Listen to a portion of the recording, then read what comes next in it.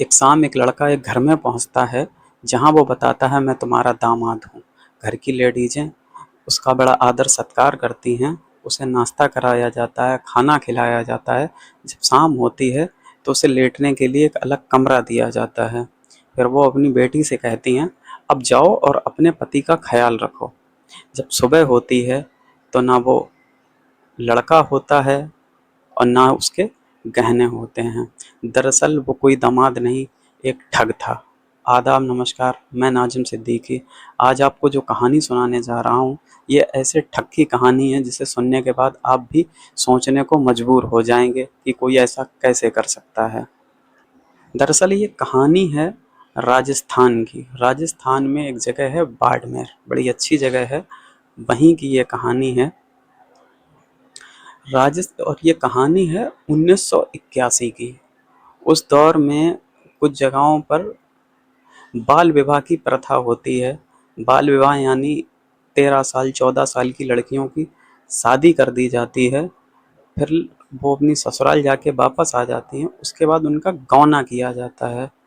ये बहुत मशहूर शब्द है, गौना यानी शादी के 4 साल बाद 5 साल बाद जो विदा की जाती है उसे गौना कहा जाता है। ये कहानी है 1981 की। उस दौर में देश इतना डेवलप नहीं हुआ था, बहुत सी जगह लाइट नहीं आती थी तो पूरे दिन रात में 3 घंटे 4 घंटे इतनी ही लाइट आती थी, इससे ज़्यादा नहीं आती थी। एक लड़की का बाल विवाह हुआ था 1981 में। उसके कुछ सालों के बाद उसी घर में एक लड़का पहुंचता है। जब वो दस्तक देता है तो घर की महिलाएं गेट खोलती हैं और पूछती हैं तुम कौन हो। तो वो बताता है मैं तुम्हारा जमाई राजा हूँ, यानी दामाद। अब वो घर की लेडीजें उसे पहचान नहीं पाती हैं। दरअसल वहाँ राजस्थान में घूंघट प्रथा होती थी। उस जमाने में लेडीजें बहुत लंबा लंबा घूंघट करती थी, इसलिए शादी में वो एक दूसरे को देख नहीं पाते थे। अब वो लेडीजें बड़ी शर्मिंदा होती हैं ये सोचकर कि हमने अपने दामाद को ही नहीं पहचान पाया। बहरहाल वो उस लड़के को अंदर लेती हैं, उसे नाश्ता पानी कराया जाता है क्योंकि दामाद की बड़ी इज्जत है हमारे समाज में। उसे खाना खिलाया जाता है। जब रात हो जाती है तो वो उससे कहती हैं अब तुम कहीं ना जाओ, आज रात यहीं रुक जाओ। उसे लेटने के लिए एक अलग कमरा दिया जाता है। जब रात हो जाती है तो वो अपनी बेटी से कहती हैं अब तुम जाओ और अपने पति का यानी जमाई राजा का ख्याल रखो। वो लड़की अपने पति के पास कमरे में जाती है। अब वो लड़का उससे ये कहता है कि जरा सज सबर कर आओ तुम, सोने चांदी के गहने पहनकर। अब वो लड़की जब सज संवर कर जाती है सोने चांदी के गहने पहनकर, तो वो लड़का उससे कहता है ये गहने कुछ पुराने पुराने से लग रहे हैं, कुछ छोटे हो गए हैं, ऐसा करो इन्हें पैक करके रख दो, मैं सुबह इन्हें सही करा के तुम्हें दे दूंगा। रात को दोनों सो जाते हैं। जब सुबह आंख खुलती है तो घर वाले नाश्ता पानी बनाने की तैयारी कर रहे होते हैं दामाद जी की दामाद जी के लिए। लेकिन दामाद जी कहीं नहीं होते हैं, ना कमरे के अंदर होते हैं और ना कमरे के बाहर होते हैं। दामाद जी को ढूंढा जाता है, दामाद जी मिलते नहीं हैं और उस घर के जितने भी पुरुष थे वो किसी काम से बाहर गए हुए थे जो वो पहचान सकें। अब ये बात घर वाले बड़े चक्कर में पड़ जाते हैं कि ऐसा कैसे हो सकता है, और जाहिर सी बात है ये बात किसी को बताने लायक भी नहीं थी क्योंकि समाज बिरादरी इज्जत, क्योंकि कोई लड़का एक रात लड़की के साथ रुक के गया है। उसके बाद 2 से 3 दिन के बाद जब घर के मर्द वापस आते हैं तो उनके साथ में एक लड़का होता है और वो घर की लेडीज़ों से कहते हैं पहचानो ये कौन है। तो लेडीज़ें कहती हैं हमने तो इन्हें नहीं पहचान पाया। तब वो बताते हैं यही तो हमारे जमाई राजा हैं, तुमने इन्हें पहचान ही नहीं पाया। अब जो घर की लेडीज़ें होती हैं उनके पैरों तले ज़मीन खिसक जाती है। अब वो बड़ी चक्कर में पड़ जाती हैं कि जो 3 दिन पहले आया था वो कौन था फिर। अब वो बात घर वालों को बताई जाती है, उस दामाद को नहीं बताते हैं क्योंकि इससे शादी टूटने का भी खतरा बन जाता। समाज इज्जत बिरादरी सब देखनी पड़ती है, तो ये बात वो चुपचाप रह जाते हैं, किसी से कहते नहीं। वो दामाद रुकता है वहाँ पर और अगली सुबह वो घर चला जाता है अपने। इसके बाद बाड़मेर के ही आसपास के गांव में ऐसे ही होता है। एक घर में एक लड़का पहुंचता है शाम में, और उस घर में भी घर के जो पुरुष होते हैं वो किसी काम के सिलसिले से बाहर गए हुए होते हैं।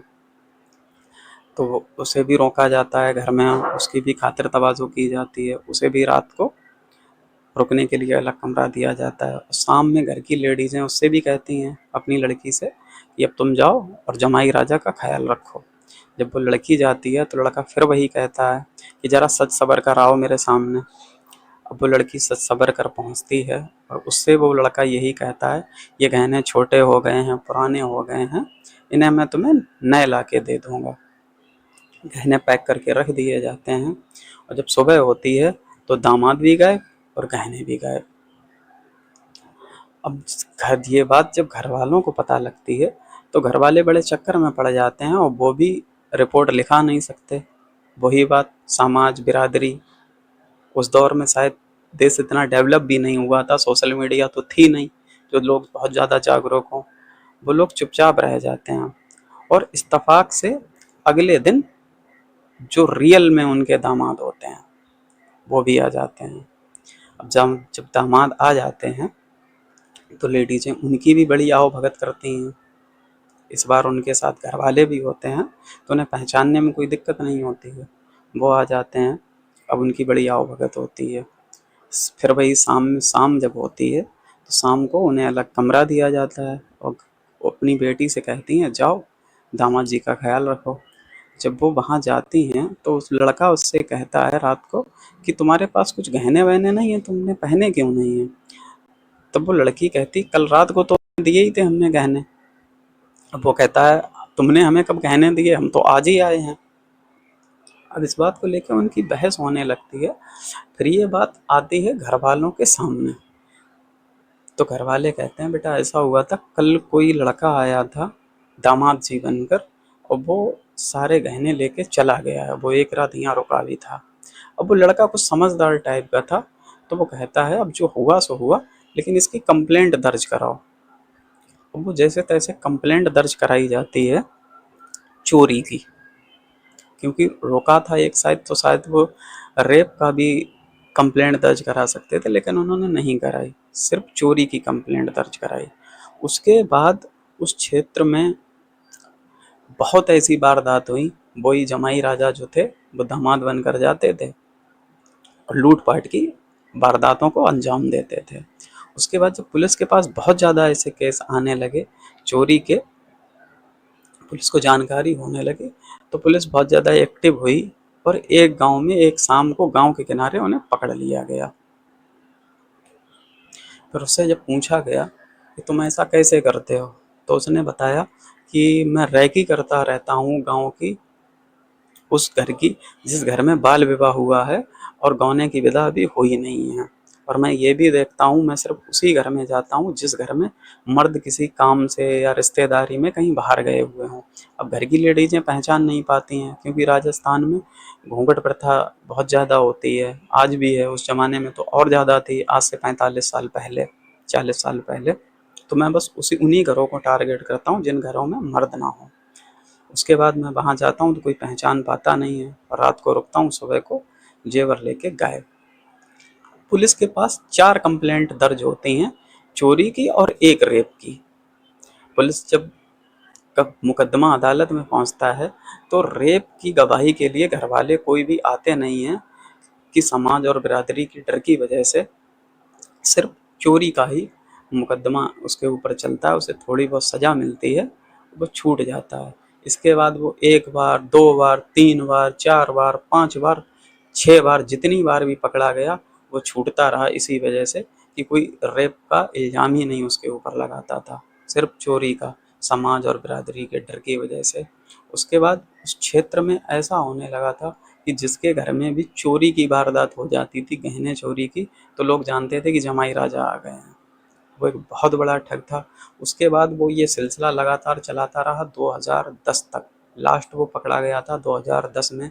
जब उससे पूछा गया तो उसने बताया कि आज तक मैं 250 लड़कियों के साथ एक रात बिता चुका हूँ, प्लस उनके गहने लेके आ चुका हूँ। अजीब ये कहानी है। ये कहानी शुरू होती है 1981 से और इसका एंड होता है 2010 में। आप इस कहानी में अपने विचार रख सकते हैं कमेंट बॉक्स में, आपको जैसी भी लगी हो। आज की कहानी में